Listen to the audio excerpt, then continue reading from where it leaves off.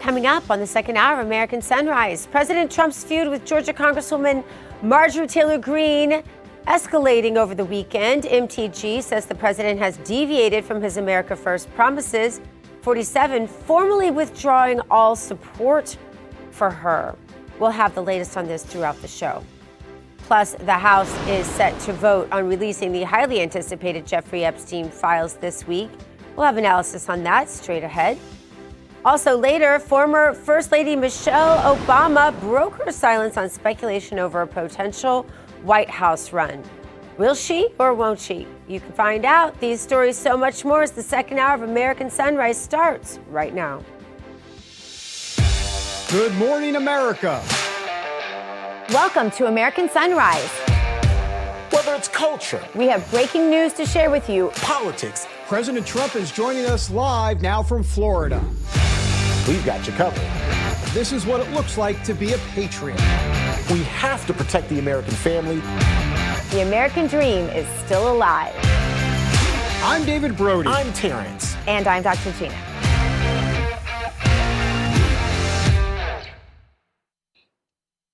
Welcome back, everybody, to the second hour of American Sunrise. I'm David Brody, coming to you from D.C. Let's bring in Dr. G in West Palm, T. Bates in our Denver newsroom. Good morning to both of you. You know, on the MTG Trump situation, look, I mean, MTG loves America. President Trump loves America.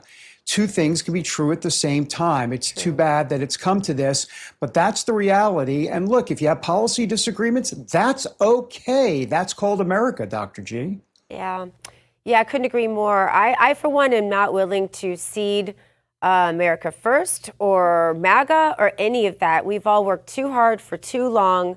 Look, we are one America. We are conservative Christian Americans.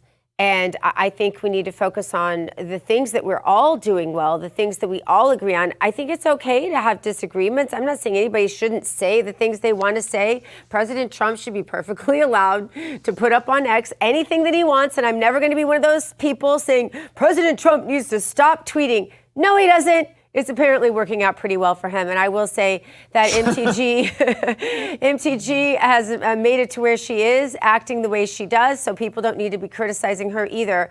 Until you've walked a mile in someone's shoes, you really don't know their position or their heart. So let's give a little grace right now, and let's talk about the things we agree on, and let's focus on the midterms, T. Yeah, Amen. Focus on the big picture, making sure that we continue to move this country forward and making sure that America and America's values and what's best for America is always put first. And speaking of what's best for America, Operation Charlotte's Web taking over Charlotte, North Carolina, as hundreds of U.S. Customs and Border Patrol agents are in that city right now. It's the latest Trump administration crackdown on illegal immigration and crime. Over the weekend, more than 80 people were arrested as a result. Meantime, the Trump administration is the Trump administration's targeting of drug boats with narcotics headed for the United States continues. At least 3 people were killed when this boat, which the U.S. Southern Command says was carrying drugs, was blown up. It is the 21st vehicle that's been targeted under this ongoing operation.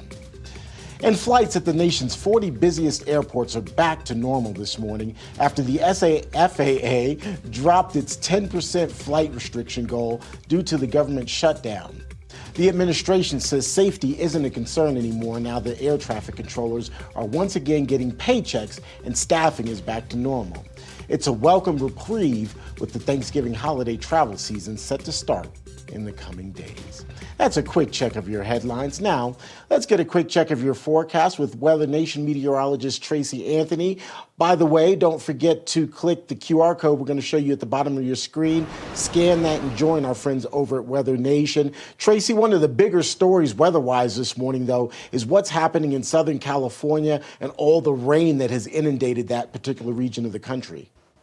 Yeah, we've had a ton of records broke across the state, and scenes like this with landslides and mudslides, especially in some of those burn-scarred areas, continue to be at risk today as more rain moves on through. But you can see this is the last 72 hours. The green dots, those are the storm reports where flooding has been reported, and we also had a handful of landslides and debris flows. So it can be a very dangerous situation. Water rescues ongoing across the state. And today it's going to be Southern California that is really still at risk for the potential for some flooding. So it's the burn-scarred areas where we could have rivers, creeks, and streams also running on the swollen side. So we are starting the day off with more rain, and that's definitely going to be insult to injury for the West Coast. And pretty quiet for the rest of the nation.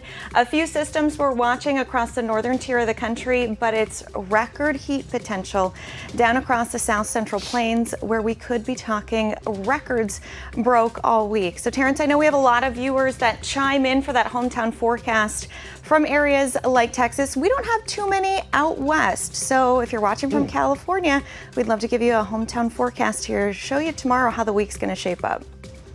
All right, Tracy, thank you so much. And again, folks, you see that QR code down there at the bottom of your screen. Make sure you scan it and join our friends over at Weather Nation. That way, you've got your local forecast at your fingertips, quite literally, at any moment. All right, let's get back to the big story of the day. David, would you do the honors, sir?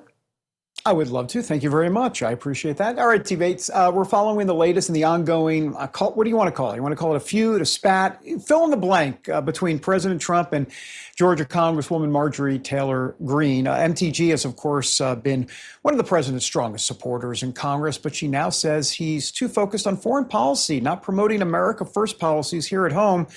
President Trump has withdrawn his support, called her Marjorie Traitor Greene.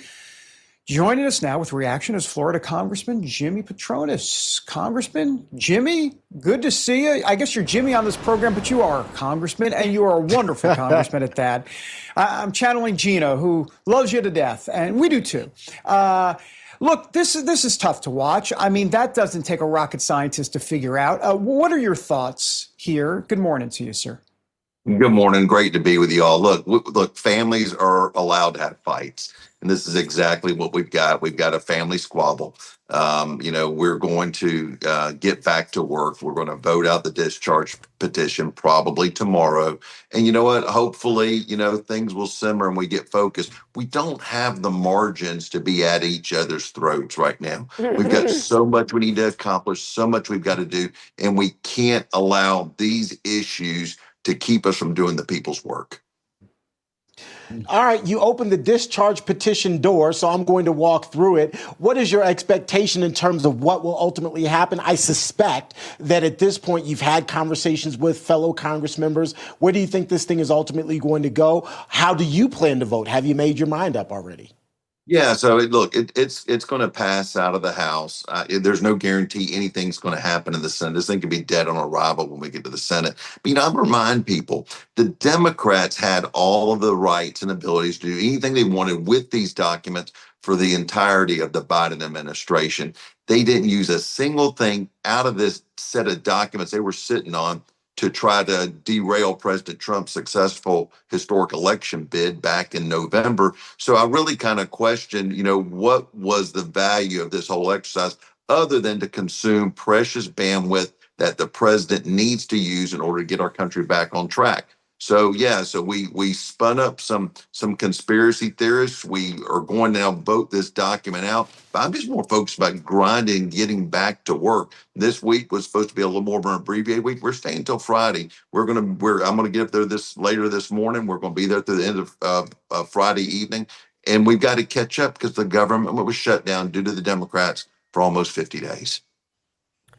Yeah, I love what you said about family fights, because that is how this feels. Like, I know that, if anyone in my family is in a disagreement with anyone else in my family, it always it's sort of just a heartbreak. It just feels heavy in my heart. That's kind of how this feels. I think we need to realize that we don't battle against flesh and blood. I think we need to keep that in our heads and our hearts and continue to pray about situations on our own side of things while we look forward to midterms, knowing what you said, Congressman Patronis, we don't have the margins to be focused on anything other than touting our many victories that we've all worked for decades, right?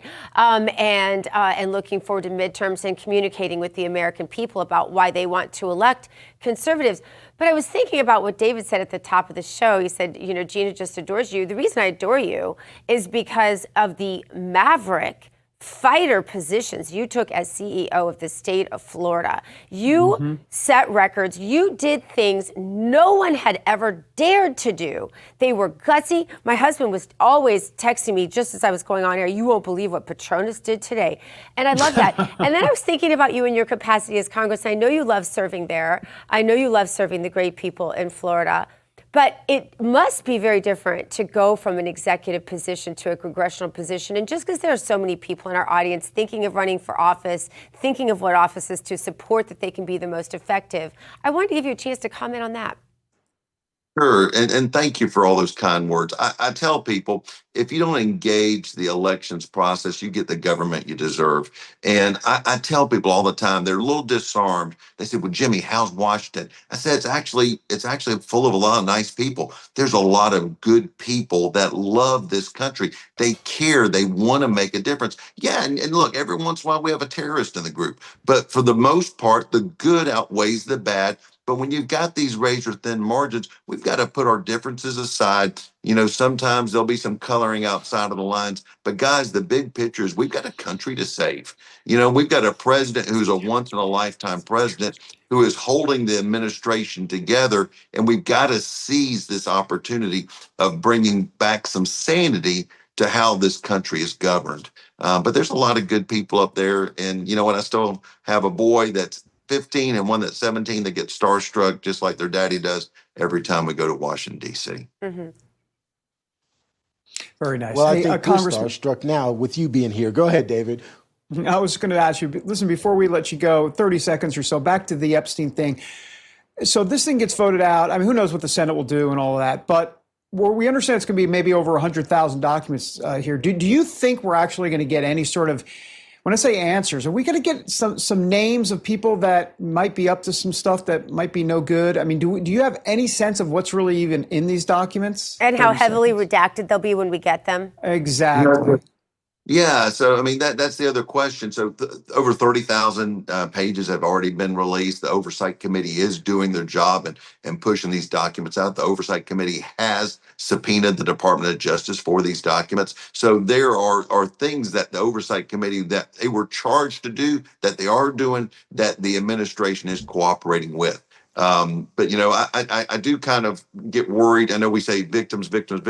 Don't forget about there's also those victims out there that don't want to be traumatized again by being brought into the public light because of whatever may be exposed because of whatever involvement they had with this terrible, dead pedophile.